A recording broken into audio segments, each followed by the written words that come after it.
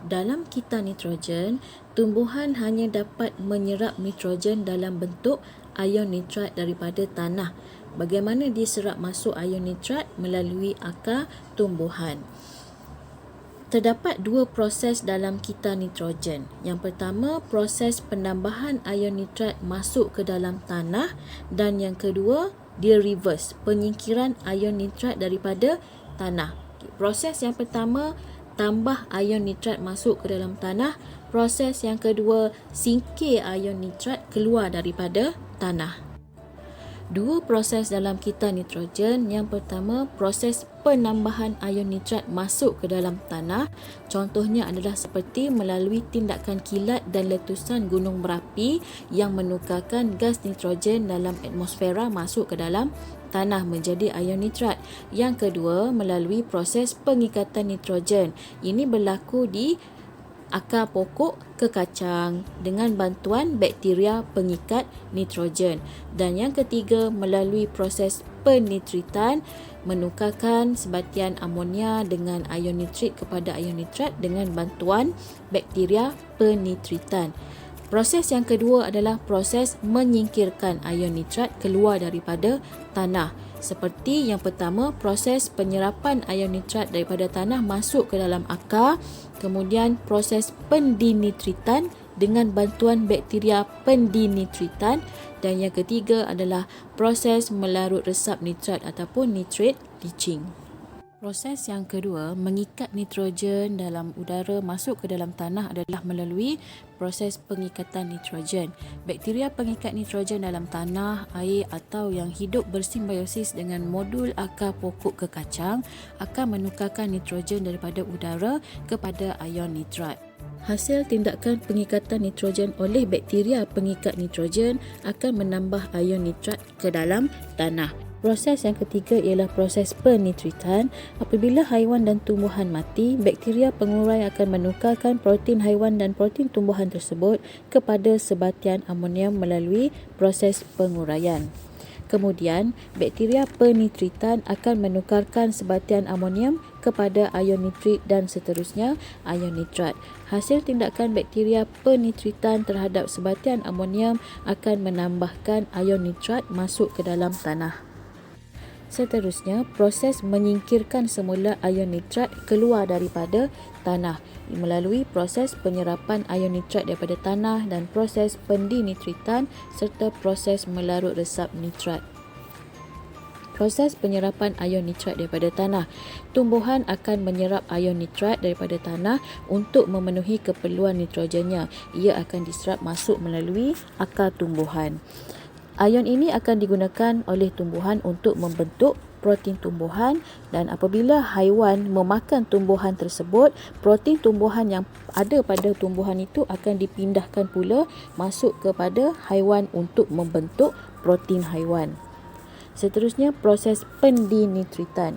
Terdapat bakteria pendinitritan dalam tanah yang akan menukarkan ion nitrat dalam tanah kepada gas nitrogen semula, yang kemudiannya nitrogen itu akan keluar daripada tanah dan kembali ke udara semula.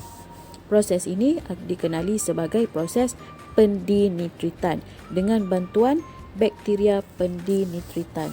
Proses yang ketiga adalah proses melarut resap nitrat.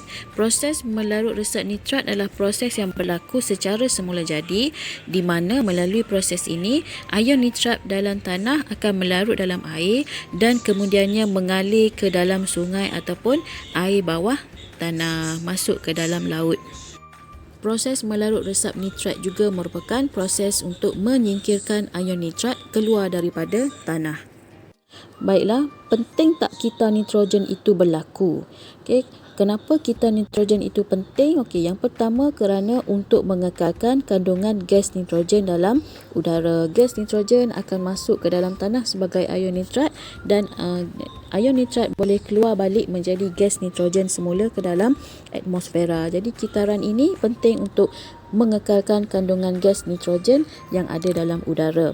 Seterusnya, mengekalkan kesuburan tanah dan meningkatkan produktiviti hasil tanaman. Seperti yang kita tahu, tumbuhan memang memerlukan nitrogen untuk pembesaran. Jadi, nitrogen yang masuk ke dalam tanah ni boleh mengekalkan kesuburan tanah. Bila tanah subur, dia boleh meningkatkan hasil tanaman kita. Seterusnya, membantu pembekalan berterusan protein tumbuhan dan protein haiwan. Apabila gas nitrogen masuk ke dalam tanah dan ion nitrat diserap oleh akar tumbuhan, pokok mendapat protein, dan apabila haiwan makan pokok tersebut, haiwan pun mendapat protein tersebut. Yang seterusnya, boleh mengurangkan pencemaran alam sekitar. Kita nitrogen boleh membantu untuk mengekalkan kandungan gas nitrogen dalam atmosfera dengan cara mengambil nitrogen daripada udara, membentuk ion nitrat dan mengembalikannya semula ke udara dengan menguraikan ion nitrat. Oleh itu, gas nitrogen dalam udara dapat dikekalkan sebanyak 78%. Ini untuk memastikan kesinambungan serta kelestarian hidup di bumi. Seterusnya, mengekalkan kesuburan tanah dan meningkatkan produktiviti hasil tanaman.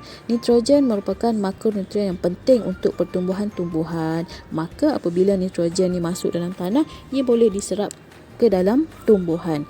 Kemudian, penyingkiran ion nitrat yang berlebihan ini juga boleh mengurangkan kesuburan tanah. Masalah tanah yang kurang subur, bagaimana kita boleh atasinya? Kita boleh gunakan sistem penggiliran tanaman dan penggunaan baja untuk menambah semula kandungan ion nitrat. Hasilnya, pertumbuhan tumbuhan akan menjadi lebih sihat dan produktiviti hasil tanaman dapat ditingkatkan, maka bertambahlah pendapatan para petani. Bagaimana pula kita nitrogen boleh membantu pembekalan berterusan protein tumbuhan dan protein haiwan? Nitrogen merupakan komponen yang penting dalam pembentukan protein. Protein akan digunakan untuk membina sel-sel baru dan membaiki sel-sel yang rosak dalam benda hidup. Maka bekalan protein yang berterusan adalah penting untuk menjamin kesinambungan dan penyelenggaraan kehidupan bagi semua jenis hidupan termasuklah tumbuhan, haiwan dan manusia. Kita semua memerlukan protein.